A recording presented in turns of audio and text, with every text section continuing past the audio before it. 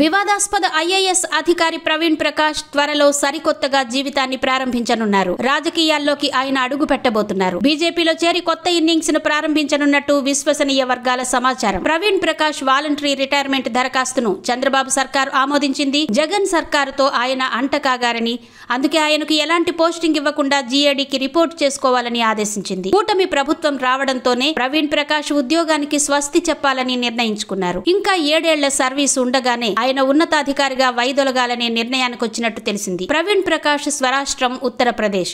ఆయన భార్య భావన సక్సేనా కూడా ఐపీఎస్ అధికారి. ఢిల్లీలో విధులు నిర్వర్తిస్తున్నారు. విద్యాశాఖలో కీలక హోదాలో ప్రవీణ్ ప్రకాష్ పనిచేశారు. ఉపాధ్యాయులను వేధించారనే అపవాదు మూటగట్టుకున్నారు. అందుకే వారికి క్షమాపణ చెబుతూ ఆయన వీడియో విడుదల చేశారు. అయితే రాజకీయాల్లో అక్షరం ముక్క రాని వారంతా ప్రవేశించి తమలాంటి ఉన్నత విద్యావంతులు ఉద్యోగులపై పెత్తనం చేయడంపై ప్రవీణ్ అసంతృప్తిగా ఉన్నారు. అందుకే రాజకీయాల్లోకి వెళ్లి తానేంటో చూపాలనే పట్టుదలతో ఆయన ఉన్నారు.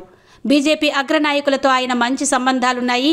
బీజేపీలో చేరి ఉత్తరప్రదేశ్ కేంద్రంగా కీలకంగా పనిచేయాలని ఆయన భావిస్తున్నట్టు తెలిసింది. త్వరలో తన సొంత రాష్ట్రానికి వెళ్లి రాజకీయ ప్రయాణాన్ని మొదలుపెట్టనున్నారని సమాచారం.